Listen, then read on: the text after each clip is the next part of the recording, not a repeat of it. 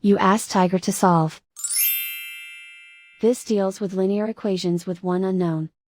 The final result is x equals 7. Let's solve it step by step.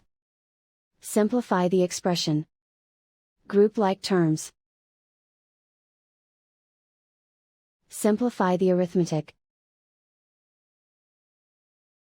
Group all x terms on the left side of the equation. Subtract 4x from both sides. Group like terms. Simplify the arithmetic. Group like terms. Simplify the arithmetic. Group all constants on the right side of the equation. Subtract 22 from both sides. Simplify the arithmetic.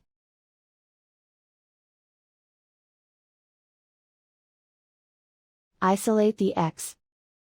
Divide both sides by -3. Cancel out the negatives. Simplify the fraction. Cancel out the negatives.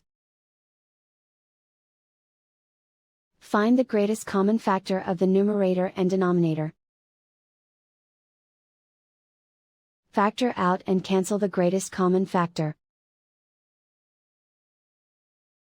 And so the final result is x equals 7.